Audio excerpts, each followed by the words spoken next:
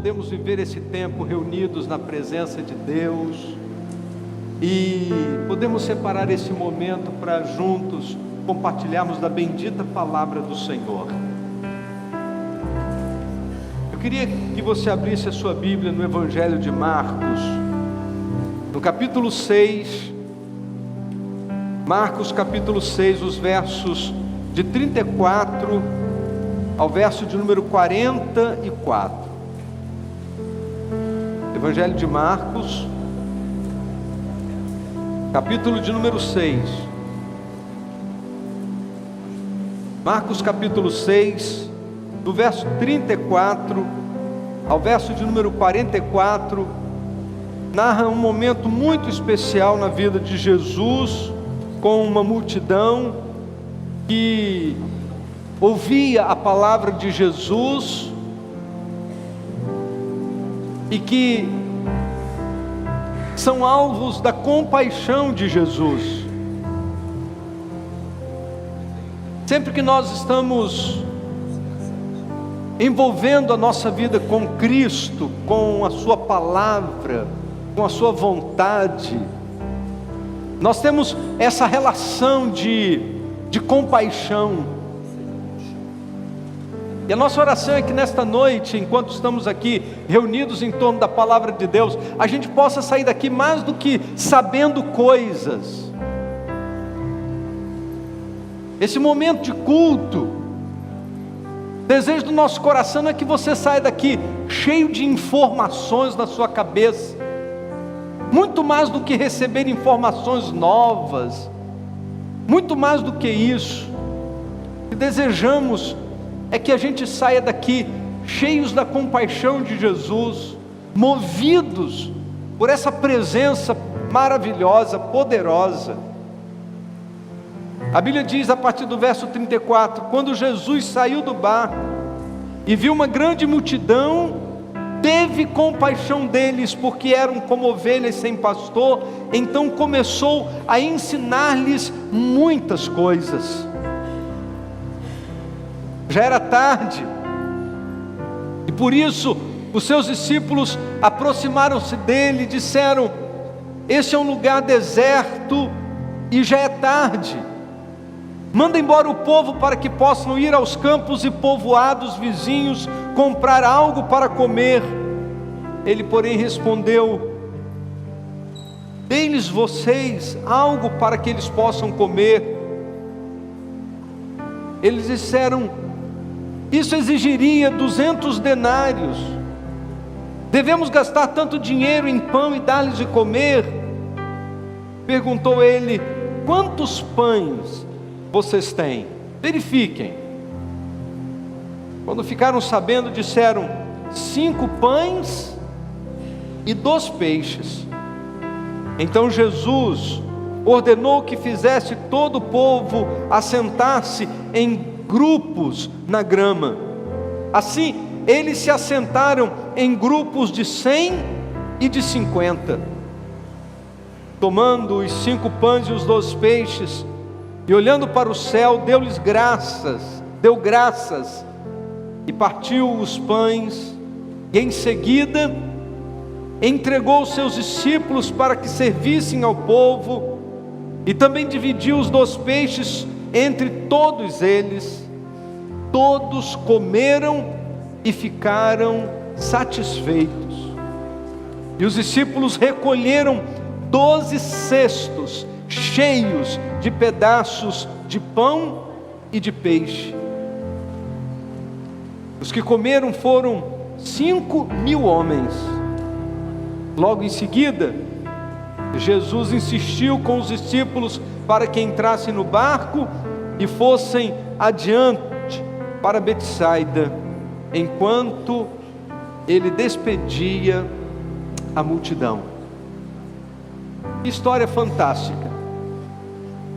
É possível que você já tenha ouvido muitas mensagens em torno da primeira multiplicação dos pães, E é possível que na medida em que eu estava lendo esse texto, você estava se lembrando dos detalhes daquilo que você conhece, daquilo que você ouviu, daquilo que de alguma maneira você já sabe a respeito desse milagre que Jesus realizou. Mas a minha oração é que, de alguma maneira, a palavra de Deus seja para nós, nesta noite, um alimento novo, que de alguma maneira a gente possa ser alcançado por esta história de uma forma diferente nesta noite. E a mensagem desta noite tem a seguinte pergunta como tema: para onde você está indo? Para onde você está indo? Sempre que chegamos nesse período do ano e entramos no mês de junho, hoje é o primeiro domingo do mês de junho. Sempre que a gente chega nesse período do ano, nós nos surpreendemos com a velocidade do tempo. É impressionante como o ano de 2017 está passando rápido, não é não? E olha que esse ano a gente não tem Olimpíada, não tem Copa do Mundo e não tem eleição. Porque geralmente quando tem esses eventos que de alguma maneira produzem muita mobilização social, esses eventos que mexem com os nossos sentimentos, expectativas e desejos e conquistas, a gente acaba se envolvendo tanto com essas questões que a gente não vê o tempo passar. Mas me parece que 2017 a gente nem precisa disso. Os fatos políticos que acontecem a toda semana estão tomando conta do nosso imaginário, tomando a nossa atenção com tanta intensidade que a gente nem vê o tempo passar. Ontem eu estava dirigindo e assistindo, ouvindo a CBN sobre os fatos que estão acontecendo em Brasília, e ouvi uma frase muito interessante. A repórter dizendo assim: já foi o tempo que sábado era um dia monótono em Brasília. Os fatos acontecem a todo dia, a toda hora, as coisas estão acontecendo numa velocidade absurda.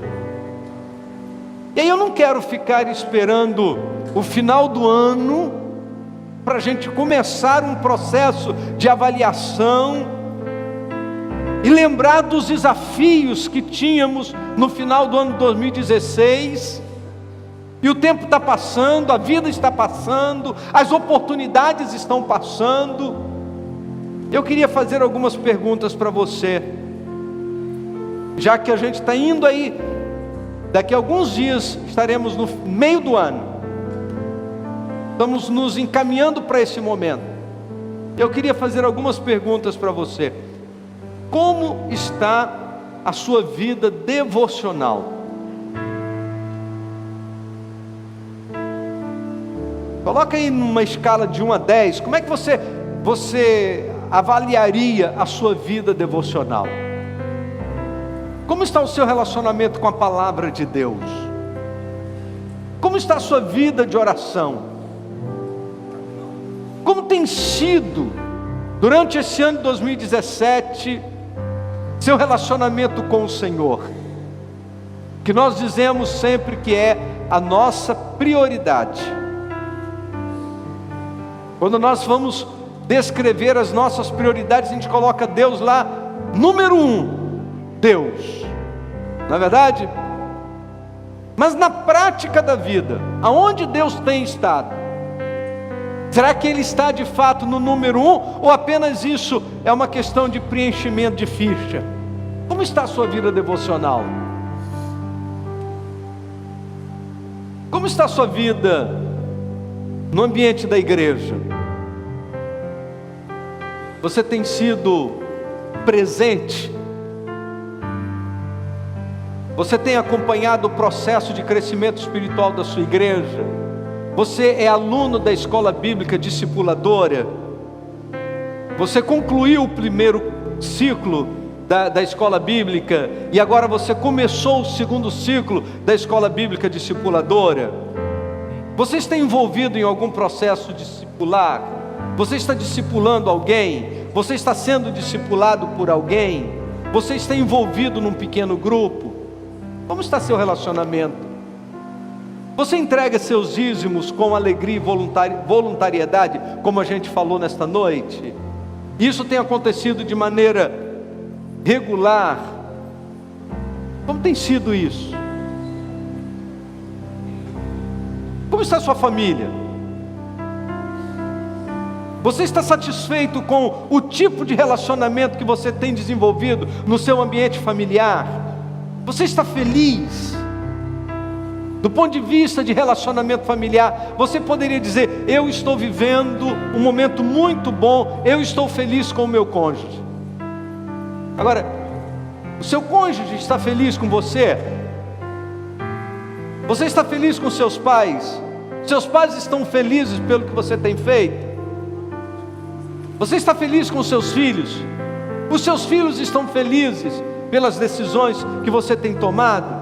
Você tem tratado seu cônjuge, seus filhos com amor, respeito e disciplina?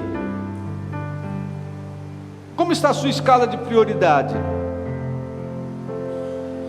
Você tem cuidado da sua saúde? Tem tomado seus remédios? Você faz atividade física? Eu estou falando para você e olhando no espelho aqui, ó. Qual foi a última vez que você foi ao médico? Fazer aquele check-up abençoado? Essa semana uma pessoa me perguntou: e aí, pastor, como é que estão suas taxas? Eu falei: ótimas. Há 3 anos que eu não vejo, elas estão ótimas.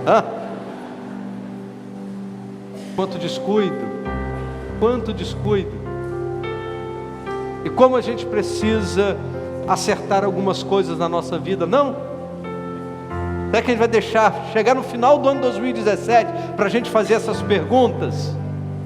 Será que a gente vai deixar chegar no final de 2017 para poder então acertar algumas coisas? Será que a gente precisa viver a experiência da virada de um novo ano para então tomar algumas decisões? E é assim que as coisas devem acontecer?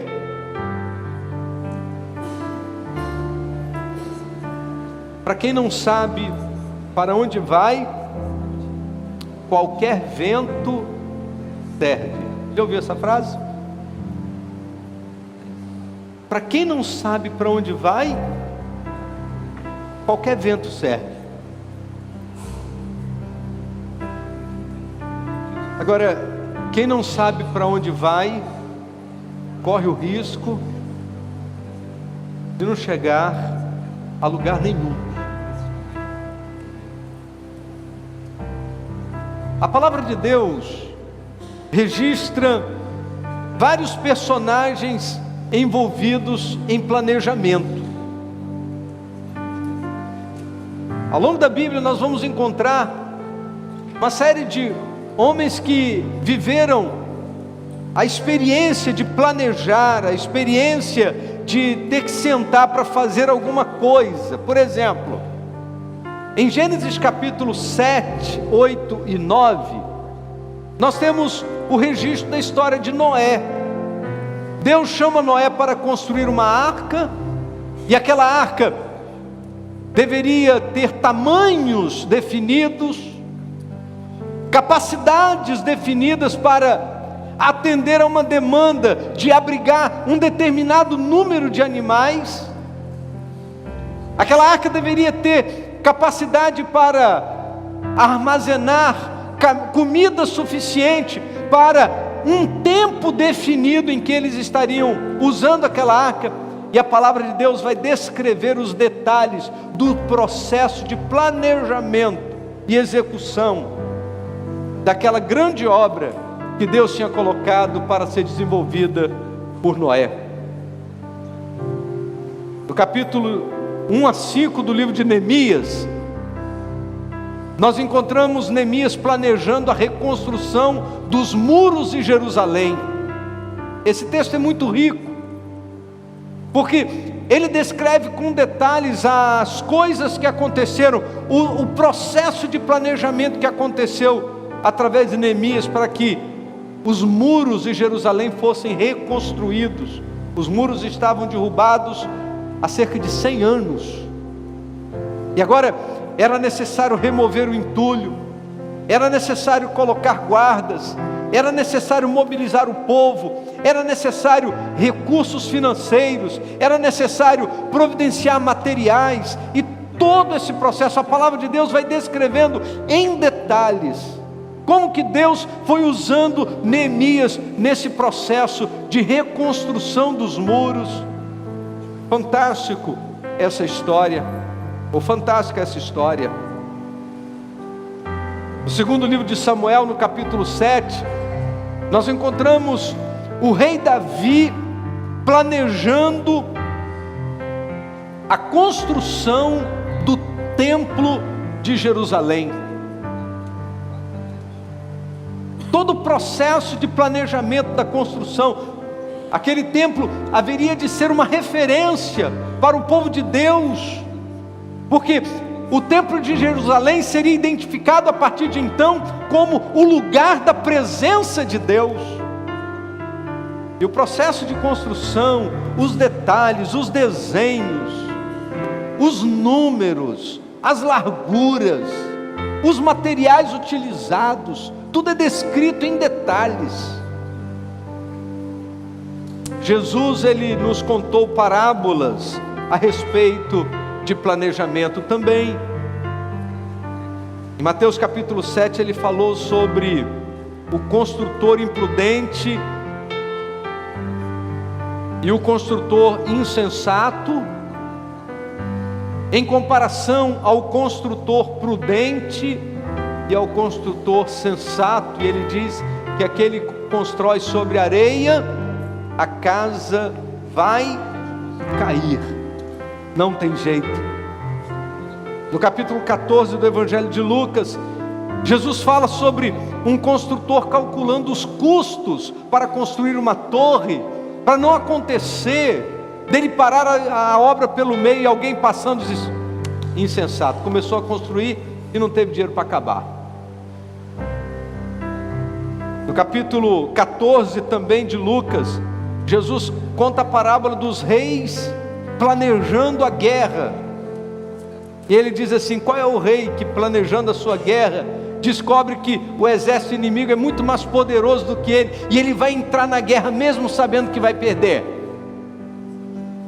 Nada, ele manda uma carta e propõe que haja paz, porque ele não vai expor o seu exército, seus homens, a uma derrota anunciada, não vai fazer isso. Capítulo 16 do Evangelho de Lucas, Jesus conta sobre o mordomo infiel, parábolas de Jesus que nos falam sobre a necessidade de planejamento. Mas Jesus não só ensinou através de suas parábolas sobre planejamento, mas através da sua prática ministerial, ele nos ajuda a entender algumas coisas importantes a respeito da nossa vida. Por exemplo, nesta parábola que nós acabamos de ler,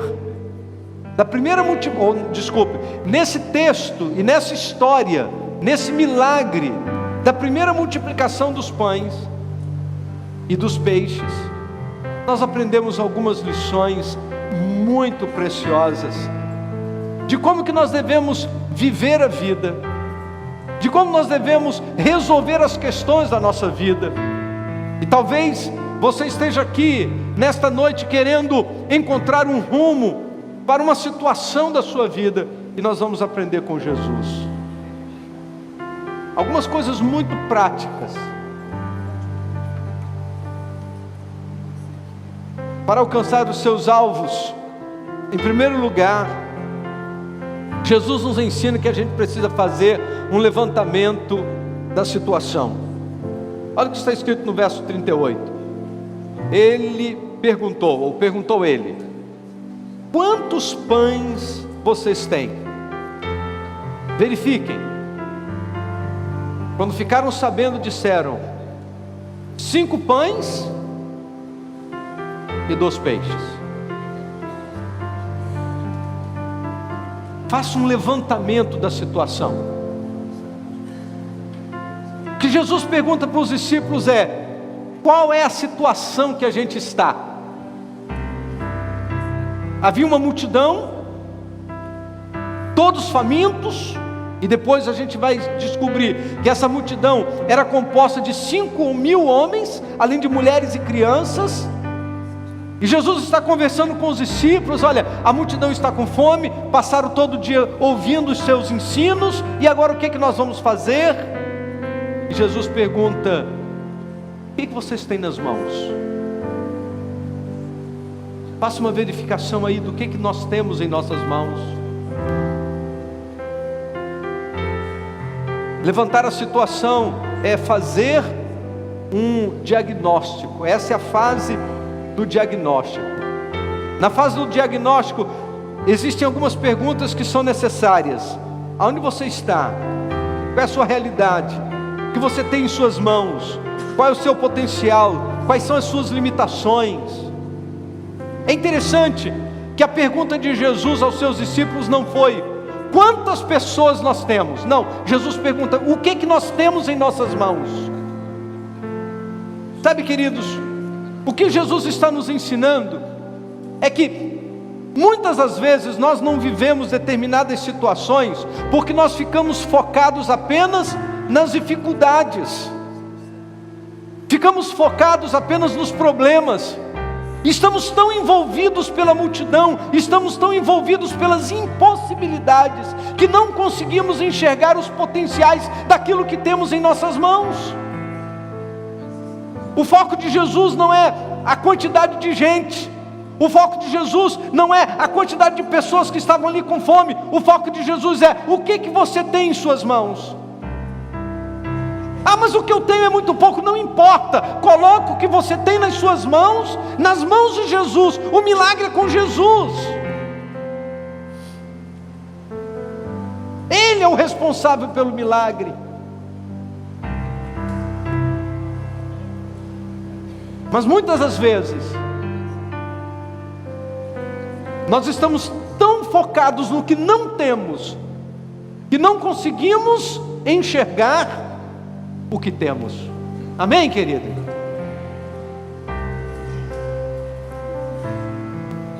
Ficamos tão preocupados com o tamanho do problema que não conseguimos enxergar os potenciais que Deus tem nos disponível, tem colocado disponível em nossas mãos. A segunda coisa que nós aprendemos nesse texto é que nós precisamos, para alcançar os nossos objetivos, precisamos organizar o nosso ambiente. No verso 39 e 40, a Bíblia diz que Jesus ordenou que fizesse todo o povo assentar-se em grupos na grama. Assim, eles se assentaram em grupos de 100 e de 50. Jesus sabia o que estava por vir. Jesus é poderoso, e o poder das suas palavras realizam coisas fantásticas. Mas naquele momento, no meio de toda aquela confusão, imagine 5.000 pessoas, além de mulheres e crianças. Você deve imaginar aí que para cada homem tinha pelo menos uma mulher, e haviam crianças também. Para cada casal deveria ter aí uns 12 filhos, mais ou menos. Então era uma multidão aí, para lá de 17.000 pessoas. E a Bíblia diz que eles estavam numa relva, e antes de fazer qualquer ação, Jesus diz assim: organize o ambiente, manda todo mundo se assentar em grupos. E a Bíblia diz que eles se assentaram em grupos de 100 e em grupos de 50. Deixa eu fazer uma pergunta: como é que eles sabiam? Porque tinha alguém ali para contar. Isso dá trabalho. Organizar um ambiente dá trabalho.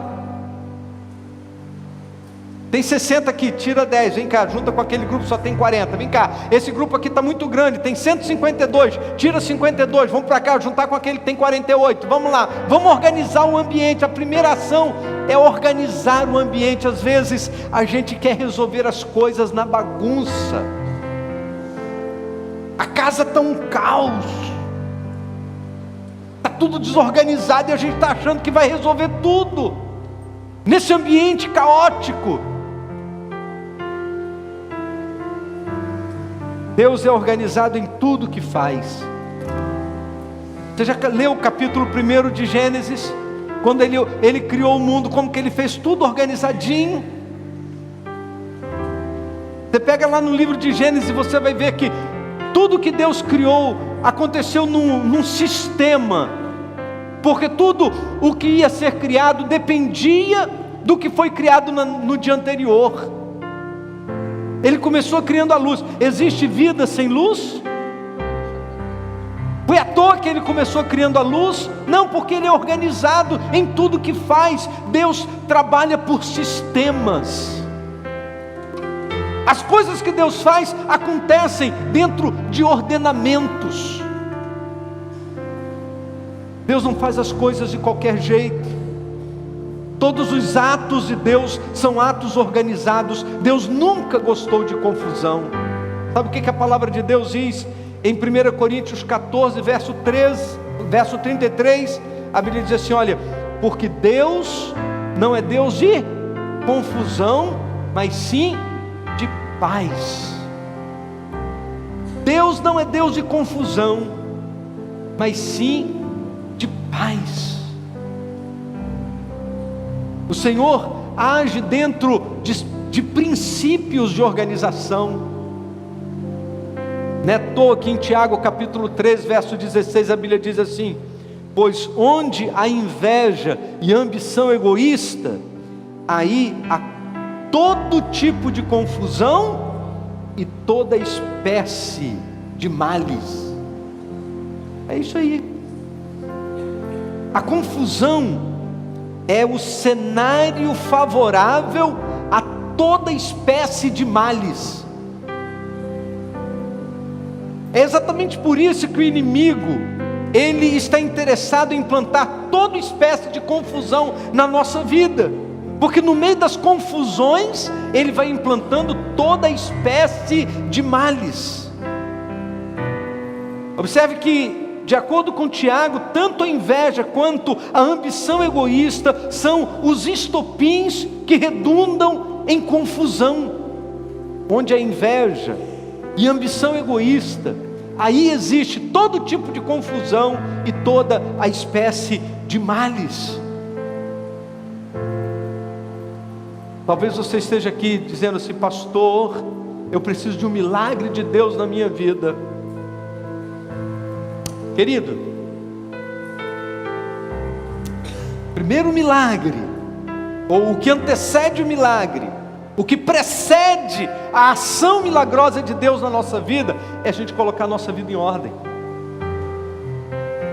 Porque Deus não vai se meter numa confusão generalizada. Você precisa colocar a sua vida em ordem. Aí Ele entra com provisão, Ele entra com providência. Jesus, antes de multiplicar os pães e peixes, Ele diz assim, vamos organizar o ambiente. Bota todo mundo sentado na relva, pequenos grupos, 17 mil pessoas é gente demais. Aí vai se perder no meio dessa confusão. Alguns vão comer, outros não vão comer, alguns vão receber, outros não vão receber. Vamos organizar a situação. E agora em grupos de 50 e 100, as coisas vão começar a acontecer. Terceiro lugar, se você quer ver os seus alvos sendo alcançados, sempre agradeça a Deus. Diz o texto, tomando os 5 pães e os 2 peixes, olhando para o céu, deu graças e partiu os pães. Em seguida, entregou os seus discípulos para que os servissem ao povo e também dividiu os 2 peixes entre todos eles. É interessante que até nesse momento ainda não havia acontecido o sobrenatural de Deus naquela situação. O milagre ainda não tinha acontecido. Deus faz a parte dele quando estamos dispostos a fazer a nossa parte. Essa disposição de agradecer antes do milagre demonstra 2 virtudes de Jesus. Primeiro, uma confiança inabalável do que estava para acontecer. Então, antes do milagre, Jesus já estava dando graças. Tem muita gente que diz assim: se Deus fizer isso, isso e isso, eu vou fazer um culto de ação de graça depois. Você já viu alguém fazer culto de ação de graça antes do milagre acontecer? Eu já fui convidado para muito culto de ação de graças depois do milagre. Depois que Deus faz as coisas, vamos agradecer. Alguns nem assim, nem agradecem depois. Mas na maioria das vezes as pessoas agradecem depois. Jesus faz o contrário. Antes da multiplicação dos pães, Jesus está ali com 5 pães e 2 peixes na mão. Ele levanta os olhos aos céus e diz: graças te dou, Senhor. Graças te dou. Eu imagino, não sei se havia gente incrédula naquele momento. Eu imagino as pessoas olhando para Jesus assim: agradecer o quê, rapaz? O que isso vai dar? 5 pães e 2 peixinhos para 5.000 pessoas. Você vai dar para quê, rapaz? Você não vai dar nem para um fiapinho para cada um. Jesus sabia o que estava por vir, por isso ele se antecipa, ele agradece a Deus. Segundo, Jesus agradece antecipadamente pelo reconhecimento que Deus seria o único digno de receber toda a honra e toda a glória daquilo que estaria acontecendo naquele momento. Então ele levanta os olhos aos céus e ele antecipa dizendo: graças te dou, Senhor. Graças te dou. E a partir desse momento diz a palavra de Deus que ele começou a partir os pães e peixes, entregou aos seus discípulos, e os discípulos agora serviam ao povo. E na medida em que ele ia partindo pães e peixes, ia dividindo, e a Bíblia diz que aquilo foi se multiplicando. Aí eu aprendo a 4ª lição com esse texto: para alcançar os seus alvos, não seja miserável. Não seja miserável. Diz o verso de número 42, que todos comeram e ficaram satisfeitos. Tem gente que é unha de vaca, pão duro, mesquinho. Tem gente que não consegue ser generoso. A generosidade era uma marca do ministério de Jesus, e não seria diferente naquele momento. Diz a palavra de Deus que eles não comeram por educação, não foi uma refeiçãozinha, não. Eles comeram até ficarem satisfeitos. Na outra versão bíblica diz que eles comeram e até se fartarem. Sabe assim?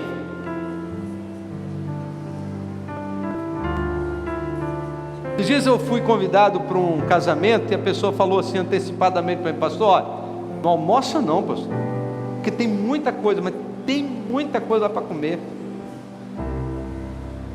Aí você vai para comer para se fartar, até ficar satisfeito.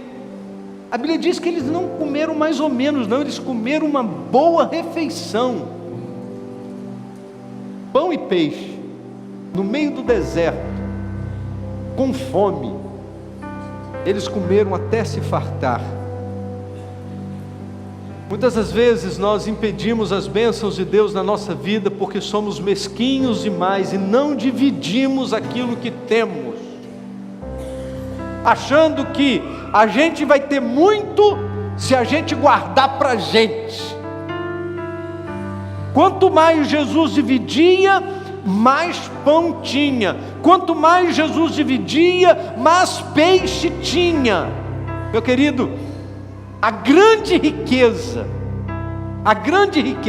não é o acúmulo das coisas que a gente pode ter, mas a grande riqueza é quanta gente a gente pode abençoar com aquilo que temos e somos.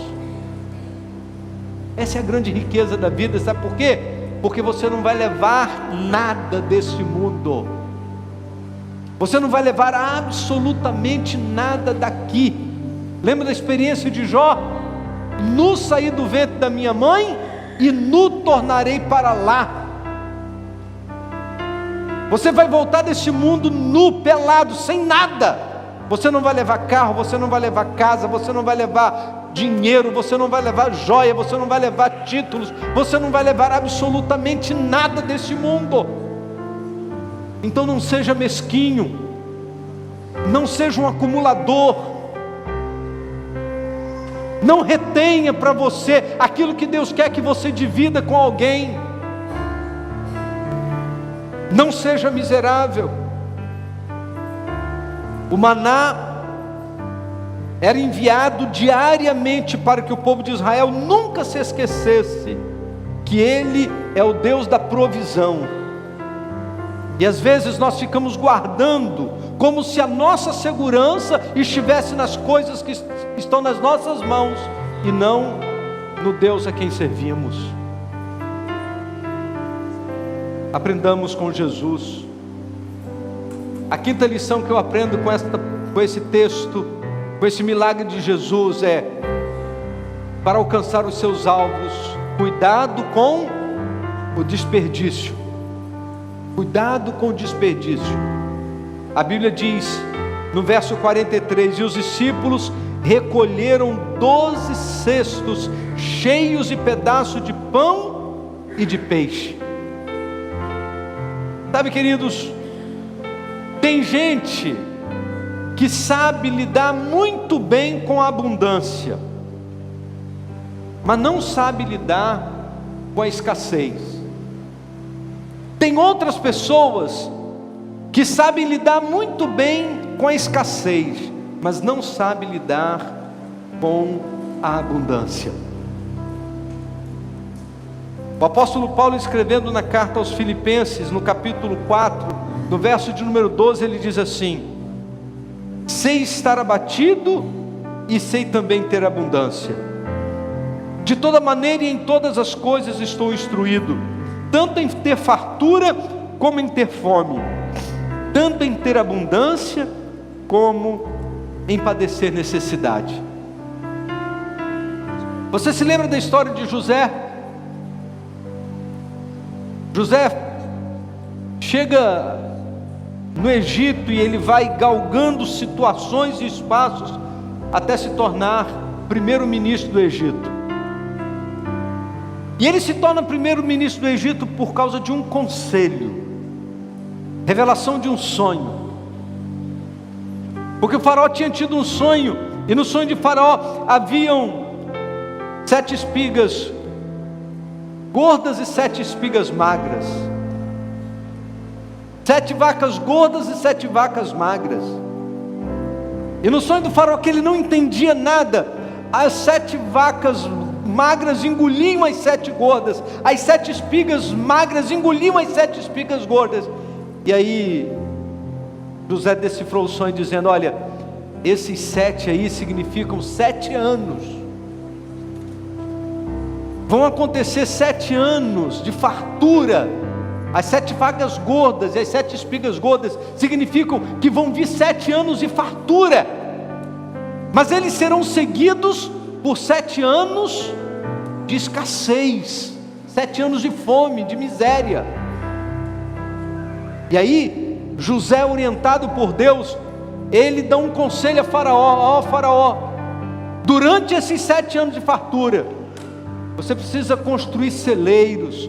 Durante 7 anos de fartura, você precisa aprisionar. Durante 7 anos de fartura, você precisa cuidar para que quando chegarem os 7 anos de fome, o povo não venha passar necessidade. E aí a Bíblia diz que o faraó disse: não há outro homem além de ti que tenha esta sabedoria de Deus, tão preparado para ocupar essa função, senão José. Tem muita gente que desperdiça quando tem e passa fome quando não tem.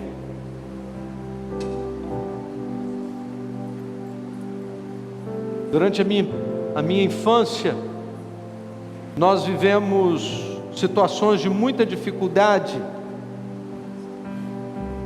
e não foram poucas as vezes que ouvi a minha mãe dizer: quem come e guarda, come 2 vezes. Ouvi isso muitas vezes. Quem come e guarda, come 2 vezes.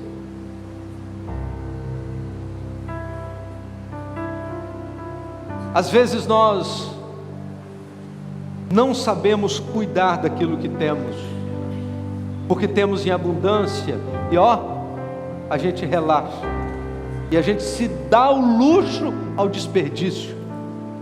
A Bíblia diz que depois do milagre, depois da abundância, de multiplicar pães e peixes para alimentar uma multidão de tanta gente, 5.000 homens, além de mulheres e crianças, a Bíblia diz que Jesus então mandou que os discípulos recolhessem, e eles recolheram o que sobrou, e a Bíblia diz que recolheram 12 cestos cheios de pedaços de pão e peixe.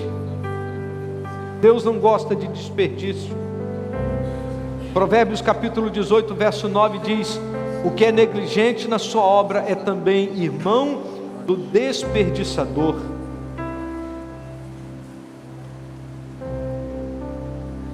Por último, para alcançar os nossos alvos, precisamos certificar que tudo ficou concluído.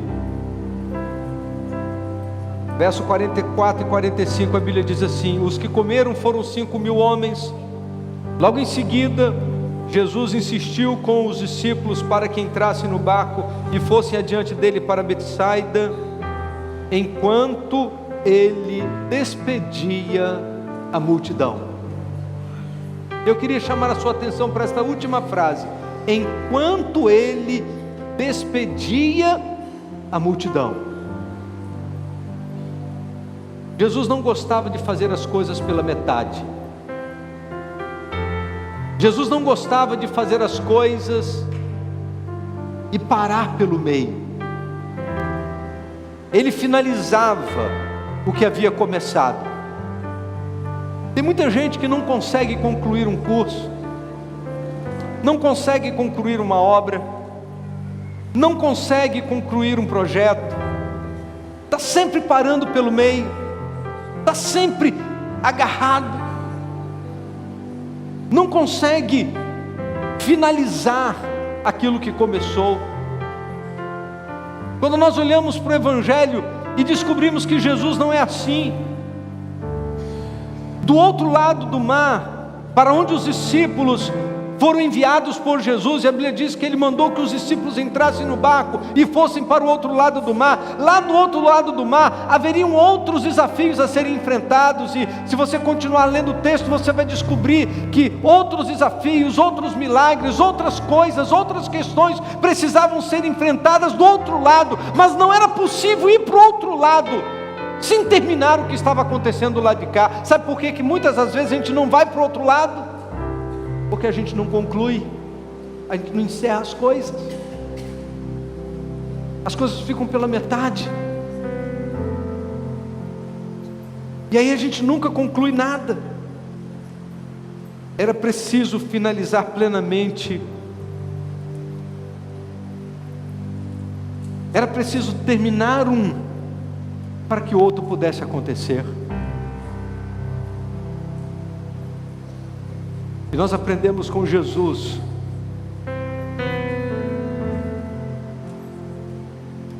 que a gente precisa concluir os nossos projetos. Querido, talvez você esteja pensando: pastor, que mensagem é essa para domingo de noite? É muito comum a gente fazer esse tipo de abordagem nos domingos à noite. Mas a graça do Evangelho é que nós aprendemos com Jesus não apenas as coisas da eternidade, mas aprendemos com Jesus as coisas da vida. O ministério de Jesus foi útil para nos ensinar como viver. E nós aprendemos com os milagres de Jesus lições que precisam ser aplicadas à nossa vida diária, ao nosso relacionamento conjugal, à nossa vida financeira, à nossa empresa, a maneira com que nós vamos resolver os nossos problemas e as nossas situações. E aí eu volto àquilo que estávamos falando lá no início. O ano está passando, a vida está passando, as oportunidades estão passando. E nesta noite, nós temos aprendido com Jesus que eu preciso fazer algumas coisas, eu preciso fazer um levantamento da minha vida, eu preciso fazer uma avaliação, verificar como que estão as coisas, está bem, não está bem, fazer um levantamento, um diagnóstico. A partir disso, eu preciso organizar o meu ambiente de vida, eu preciso organizar a minha vida diante de Deus. Eu preciso agradecer a Deus por tudo que Ele tem feito e pelas suas provisões.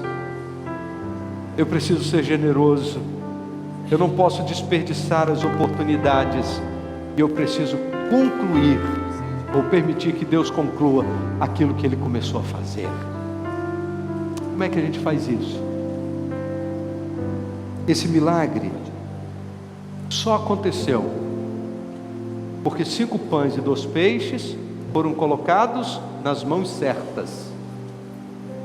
Aqueles 5 pães e 2 peixes na mão do menino seria apenas um lanche no final de tarde de uma pessoa. Aqueles 5 pães e 2 peixes nas mãos dos discípulos significariam apenas uma confusão para poder dividir metade para cada um e ainda ia faltar gente. Só entre eles. Mas quando colocados na mão de Jesus, milagre aconteceu. O que você tem em suas mãos?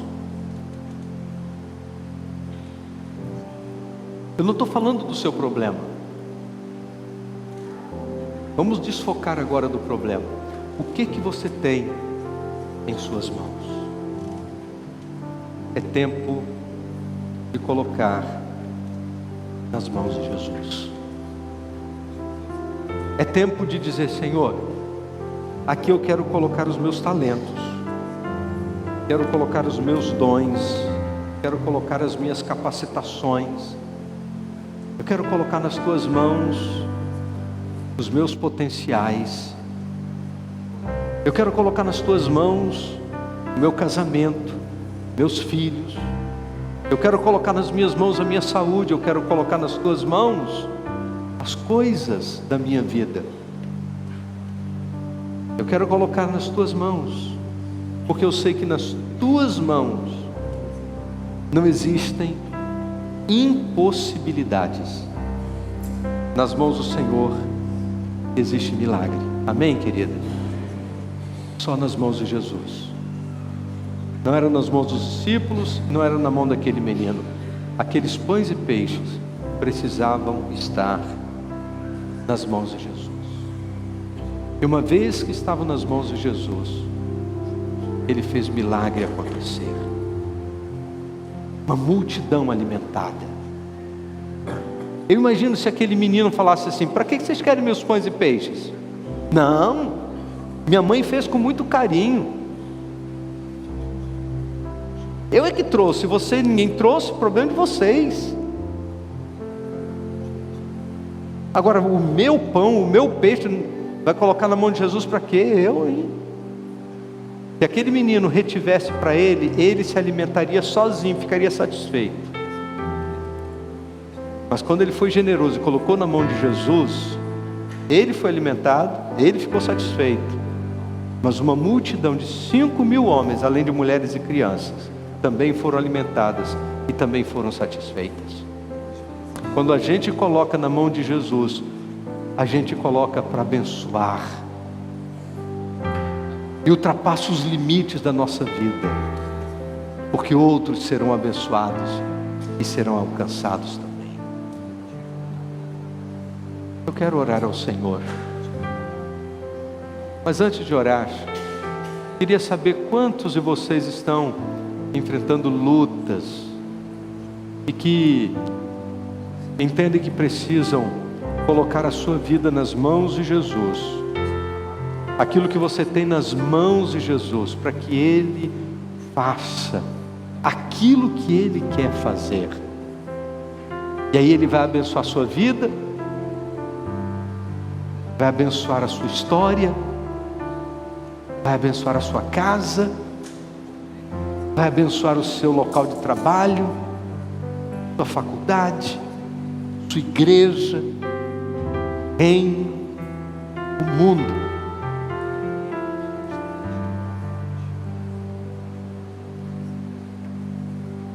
Eu quero colocar o que eu sou e o que eu tenho nas mãos de Jesus. É isso que você quer. Então fica de pé de onde você está, com esse gesto dizendo: Senhor, usa a minha vida, sou e o que tenho. Usa, Senhor Deus, faz um milagre,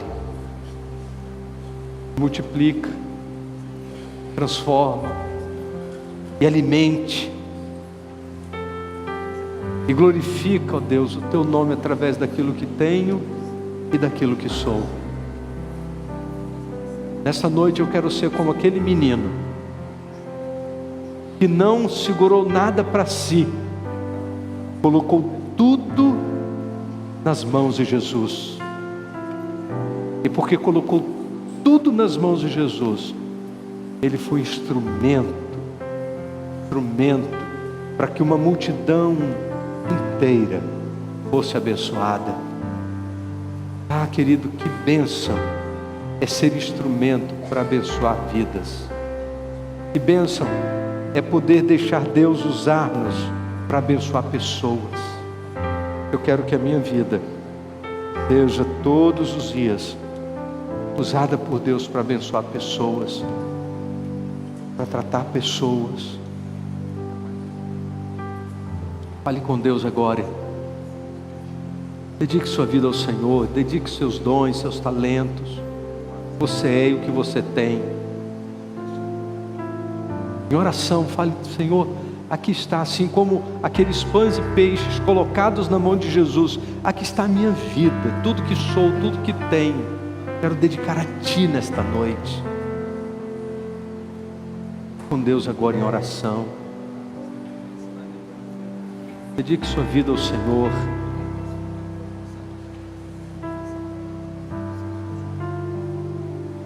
Ó Deus bendito, nosso Pai, quanta coisa a gente pôde aprender com o milagre que Jesus realizou, multiplicando pães e peixes.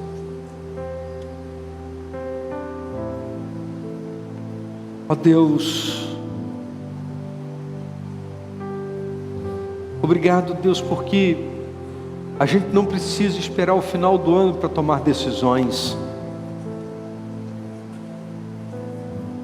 Hoje o Senhor tem nos chamado a esse tempo de reflexão. O Senhor tem nos chamado a esse tempo de mudança de mente. O Senhor tem nos chamado a fazer um diagnóstico da nossa própria vida. e enxergar aquilo que está fora do lugar, organizar as nossas prioridades, colocar a nossa vida em ordem, para que a gente possa criar o ambiente necessário para a atuação do Senhor. E nós queremos pedir, Deus, em nome de Jesus, venha sobre nós com tua provisão, venha sobre nós, ó Deus, com teu cuidado, venha sobre nós e traga para nós, ó Deus, aquilo que do ponto de vista humano é impossível,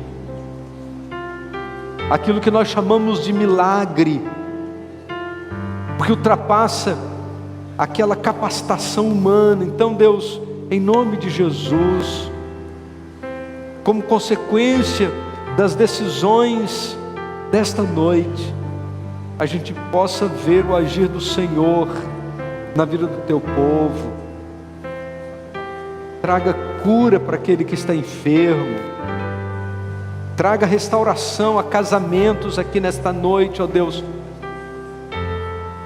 relacionamentos quebrados que precisam ser restaurados, precisam ser colocados em ordem. Nós pedimos, Deus, em nome de Jesus, faça um milagre, Deus, faça um milagre. Pessoas que estão desempregadas e precisam de uma porta, Deus, em nome de Jesus, que o Senhor seja a nossa provisão e que essa porta milagrosa possa acontecer e a gente possa dizer: do ponto de vista humano era impossível, mas o Senhor fez. E daremos ao Senhor toda a honra, toda a glória e toda a adoração. Ó Deus, situações financeiras que do ponto de vista humano já não tem mais jeito, mas que o Senhor venha com provisão e que o Senhor faça milagres, ó Deus, na vida do teu povo. Ó Deus, aqueles corações tão fechados para crerem nessas possibilidades, ó Deus, faça o milagre do despertamento da fé. Aqueles que estão tão amargos por conta de histórias ainda não resolvidas, eu peço, Deus, em nome de Jesus, traga restauração, Deus, o milagre da restauração. Em nome de Jesus, nós queremos agradecer ao Senhor, porque o tamanho do problema não provocou angústia no coração de Jesus, porque para Jesus 5 pães e 2 peixinhos era tudo o que ele precisava. E nós queremos colocar a nossa vida inteiramente em tuas mãos e pedimos, Deus, em nome de Jesus, realize em nós tudo o que o Senhor deseja e daremos ao Senhor todo o mérito, daremos ao Senhor todo o louvor, toda a adoração.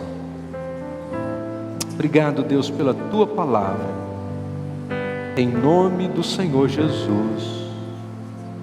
Amém.